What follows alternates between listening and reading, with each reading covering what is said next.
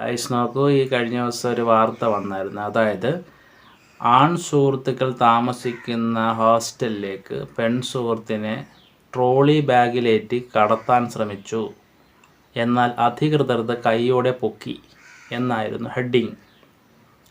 Guys നോക്കൂ, കേരളത്തിലെ നടന്ന് വിദ്യാഭ്യാസ മേഖലയിലും ഹോസ്റ്റലുകളിലൊക്കെ നടക്കുന്ന ഒന്നാമത്തെ കാര്യം എന്ന് പറഞ്ഞാൽ മയക്കുമരുന്ന് ഉപയോഗത്തിന് ഒരുപാട് കേസുകൾ ഓപ്പറേഷൻ ഡി ഹണ്ട് എന്നും പറഞ്ഞ് കേസ് പൊക്കുന്നുണ്ട്. അതിനെതിരെയാണ് ഇപ്പം ഇങ്ങനത്തെ പരിപാടി കൂടി നടന്നുകൊണ്ടിരിക്കുന്നത്. അവർക്ക് പുറത്ത് വെച്ച് കാണാനുള്ള സന്ദർഭം കൊടുക്കുന്നുണ്ട്. പുറത്ത് വെച്ച് കാണുകയോ സംസാരിക്കുകയോ ചെയ്ത് ഈ ഹോസ്റ്റലിനകത്ത് കയറിയിട്ട് എന്ത് ചെയ്യാനാണ് ഇവള്? ഈ പെൺസുഹൃത്തിനെ എന്തിനാണ് ഹോസ്റ്റലിനകത്ത് ട്രോളി ബാഗിനകത്ത് കടത്താൻ ശ്രമിച്ചത്? ഏതായാലും സതുദ്ദേശമല്ലെന്നുള്ള കാര്യം ഉറപ്പാണ്.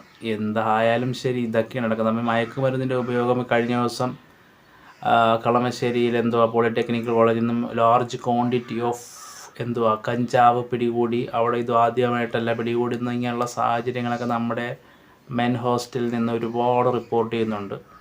കൂടാതെ റാഗിങ്ങുമായി ബന്ധപ്പെട്ട കേസുകൾ റിപ്പോർട്ട് ചെയ്യുന്നുണ്ട്. ഇതിൻ്റെ പശ്ചാത്തലത്തിൽ ഇതുകൂടി കൂട്ടി വായിക്കേണ്ട ഒരു സന്ദർഭമാണ് ഇപ്പോൾ ഈ കേസും വന്നിരിക്കുന്നത്.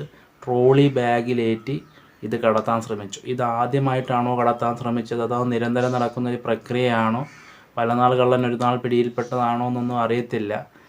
എന്തായാലും ശരി, കേരളത്തിൻ്റെ കലാലയങ്ങളിൽ അല്ലെങ്കിൽ ഹോസ്റ്റലുകളിൽ നടക്കുന്ന ഇത്തരം പരിപാടികളൊക്കെ നടന്നുകൊണ്ടിരിക്കുകയാണ്. നമ്മൾ എങ്ങോട്ടാണ് പോകുന്നതെന്ന് നമ്മൾ തന്നെ ചിന്തിക്കേണ്ട ഒരു അവസരമാണ്.